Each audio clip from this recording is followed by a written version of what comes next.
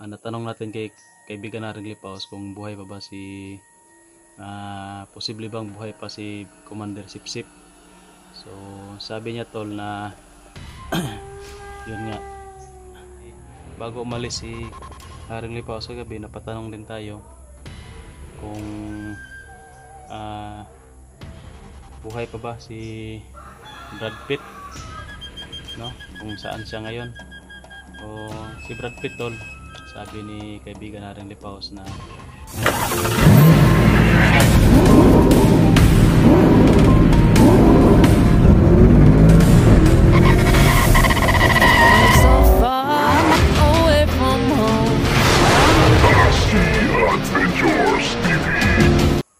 ayan, isang mapagpalang araw po sa inyo tol. Update lang po tayo ngayon, no, dito sa Kubo. At marami rin naghahanap ng update sa atin dito, mga nagtatanong no, kung ano na yung nangyari sa atin dito tol. So yan, maraming salamat po no, sa lahat po ng concern sa atin dito. Yan, thank you po talaga mga tol. So yan tol, sa video na ito tol, meron din tayong sasabihin kasi nagpapakita sa atin no, si kaibigan Haring Lipaos, pero saglit lang tol. Pero bago natin pag-usapan yan tol, shoutout muna tayo no, sa mga admin natin. Maraming salamat po sa pag-watch po ng mga playlist namin. So maraming salamat po talaga, lalo na kay Ate Salubi, kay Ma'am Giseline, yan, kay Ma'am Tess, Ma'am Lia, Ma'am Rosny, at kay Ma'am Daphne, yan, kay Ma'am Amy. So maraming salamat talaga sa inyo, kahit na medyo ano na yun ang tawag dyan, medyo matagal na yung iba ng ka-team ko na hindi nakapag-upload, ay pinapanood pa rin ninyo yung mga video nila. Yan, maraming salamat po talaga. Shout out na rin kay Ate Delin Joy, kay Ma'am Nita Nagilnati, kay Ma'am Lilia Galan. Yan, shout out kay Ma'am Bibs Juarez, kay Ate Delin Joy. Yan, shout out kay Ma'am Eleonor, kay Ma'am Juvie De Leon. Yan, kay Ma'am Nora Ortega. Yan, Ate Catherine Roldan, shout out sa inyo. So yun tol, kagabi lang nandito tayo sa Kubo nagmamanman. Habang nagmamanman tayo tol ay nagpakita sa atin no, si kaibigan Haring Lipaos, pero yun nga, ayaw nga niya magpa-video tol. So iwan, parang takot siya sa mga video no, sa atin. Marami kasi tayong ipinapaabot sa kanya, siguro na mga problema ng mga viewers natin, kaya yun, parang ayaw niyang mag-istorbo. So yun tol, sabi niya sa akin, kasi matagal ko na siyang tinatawag dito, hindi siya talaga lumalabas. Busy pala tol no, si kaibigan natin ay pumupunta ng ibang mga kaharian na nakikipagtawag doon, alyansa, nakikipagtulungan sa ibang kaharian ng mga diwindi din. So sobrang busy pala niya tol, at nagmabadali nga kasi may pupuntahan pa daw siya kagabi. So hindi na natin masyado nakausap no, pero natanong natin tol kung sa problema natin dito ba, kung buhay pa ba si natanong natin kay kaibigan natin Lipaos kung buhay pa ba si posible bang buhay pa si Commander Sipsip. So sabi niya tol na yun nga, hindi daw nabuhay kasi itinapon na namin yung mga tawag dyan, abo no, ng kanyang katawan, kaya imposible daw na mabuhay, at wala din daw siyang naramdaman tol na buhay si Commander Sipsip. So yun, na confirm tol no, na talagang nililinlang lang tayo ni Commander Aguila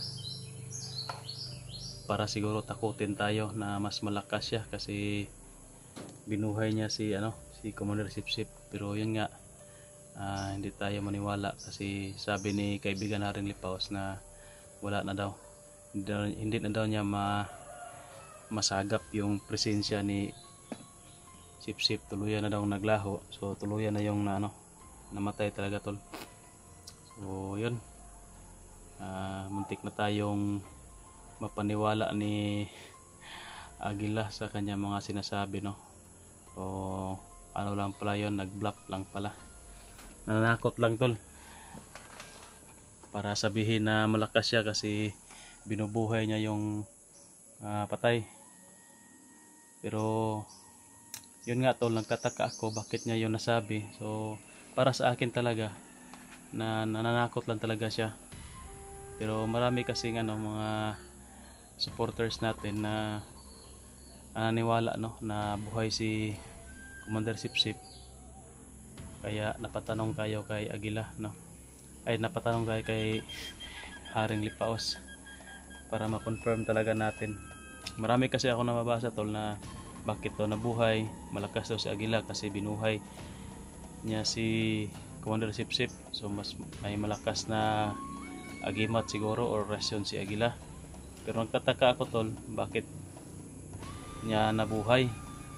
Hindi naman niya alam, hindi naman namin ibinidyo kung saan namin banda sinunog at saan namin banda tinapon yung mga tawag dyan, abo, yung abo ng kanyang bangkay. At hindi rin namin binidyo tol, no? Yun, hindi namin binidyo kung saan banda namin sinunog. So imposible na matunton niya tol at mabuhay niya, hindi niya alam kung saan banda. So talagang lang tol, totoo yung sinabi ni Haring Lipaos, no, na wala na talaga si Commander Sipsip kasi yun nga, hindi na niya masagap yung presensya at yung bangkay hindi natin na i-video kung saan natin sinunog at itinapon. At napatanong rin tayo tol kay, bago umalis si Haring Lipaos kagabi, napatanong din tayo kung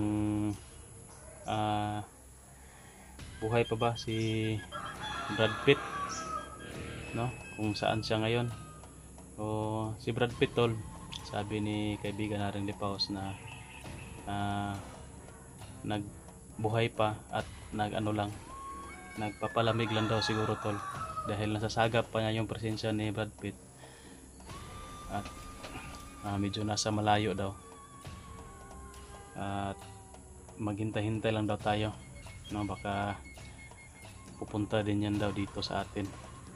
So yun tol, confirm, no, na buhay si Brad Pitt at wala na daw hypnotize tol, hindi na daw na-hypnotize at nagpapalamig lang daw, nasa malayo, no. Siguro tol baka mahiya si Brad Pitt na pumunta sa atin dito, or ano kaya yung dahilan niya bakit hindi siya nagpapakita sa atin, no?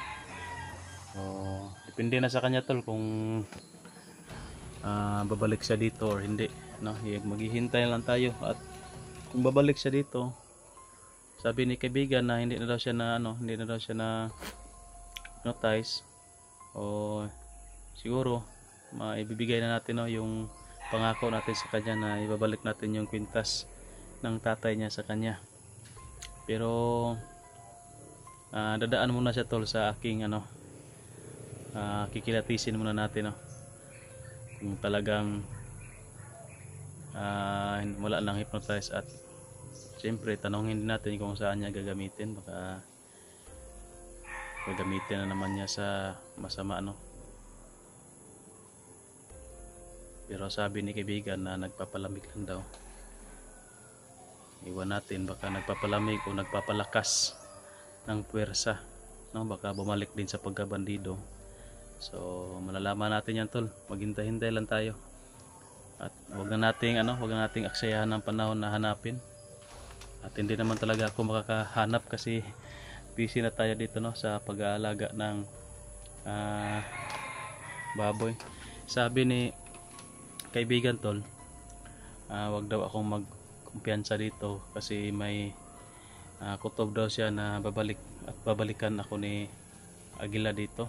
At sabi niya baka matsimpuhan ba na wala siya, kagaya ng paglusob ni Agila dito na wala siya, hindi siya makakatulong. Pero sabi ko sa kanya na wag kang mag-alala kasi hindi naman ganoon kalakas si Agila. Siguro kung marami yung dalhin niyang tauhan dito, likado, tatakbo na lang ako. So yun tol, maraming salamat po no sa panonood po sa video natin. At sa mga umabot hanggang dulo ng video na ito tol, maraming salamat. At kung gusto nyo tol ng CCTV camera tol sa inyong mga bahay, so nandyan po sa White Basket. Sana kung bibili kayo ng CCTV na medyo mura-murahin lang, no, nandyan tol sa White Basket, pwede nyo i-click yan at pwede kayong bumili dyan. At pasilip lang natin tol yung paligid at saka yung mga biik natin. So ito yung paligid tol, nagpapausok tayo para sa lamok, bawala ng lamok ba, pampataboy. Yan.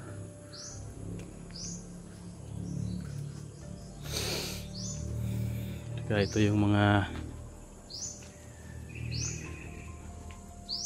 biik natin tol. Yan, yung mga maliliit natin na biik. Super cute yan nila. Ito, yung pinakamaliit sa kanila. Yan. Yan tol.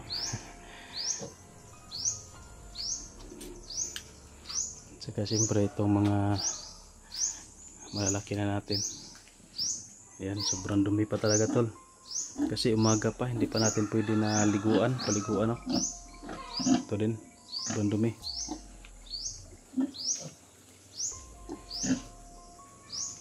Umaga pa kasi hindi natin pwede na paliguan, baka magkasakit no, giginawin.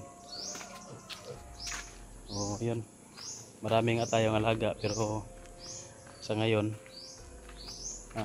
medyo kaunti-kaunti na yung natin dyan, pambili ng feeds, parang init. So kapag malaki na yan, dyan na tayo magka subukan no, sa pang feeds niyan, lalo na yung mga malalaki, katakaw na kumain. So ito yung paligid natin tol,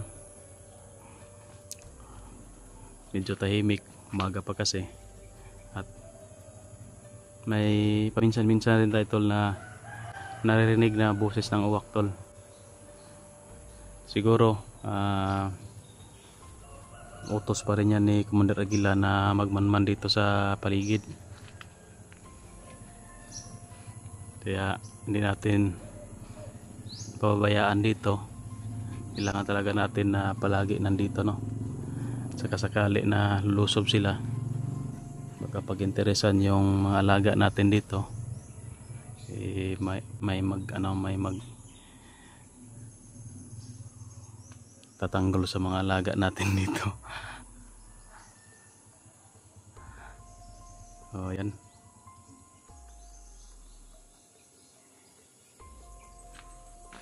So yun tol, hindi pa sinabi sa atin no, ni kaibigan Haring Lipaos kung kailan siya muling kupakita sa atin, kasi nung isang gabi, hindi kagabi, nung nakaraang gabi, tinawag natin at nagdala pa nga tayo ng alay pero hindi tayo pinansin tol. Walang lumabas. So na-explain naman siya sa atin na nasa ibang area daw siya, nasa ibang lugar ba, Karian, hindi niya tayo hindi siya makapaglalabas ito sa atin, mapagpakita. O yung regalo, yung alay natin tol na lechon manok at saka yung syuktong, no, ako na lang yung kumain. At ako, yung mga prutas ako na yung kumain. Yung prutas, yung iba kinain ko, yung iba kasi medyo madami-dami yon, yung iba binalik natin kagabi. So yung syuktong, dalawa yun, ininom ko na lang yung isa. papainit ng tiyan. Tsaka yung lechon manok tol, kinain namin pero sobrang tabang, no? Wala kasi yung ano, special kasi yun, hindi yun lagyan ng, hindi tinimplahan ba, diretso lang, walang asin. O yan, nakabili na naman tayo kagabi, no? Pero ayos lang, at least na-solve na yung problema natin, no? At mga ano natin, mga isip natin ba, ma-clear natin na talagang wala na si ano, Commander Sip-Sip, o si Aguila na lang yung may pakana na buhay pa si Commander Sip-Sip, pero sa totoo wala na. Ano na lang yan sa atin, pagtakot na lang niya sa atin ba, na pwede nating isipin na malakas siya kasi binuhay niya si ano, Commander Sip-Sip, pero yun, ang totoo wala na pala talaga. At takot pa rin siya sa atin tol kasi hindi siya lumalapit dito. So yun tol, hanggang dito lang yung video natin, no? Maraming salamat po sa dumating sa umabot hanggang dulo ng video na ito tol. Thank you po sa inyong lahat. Please share po sa video natin tol. Ingat kayong lahat. God bless.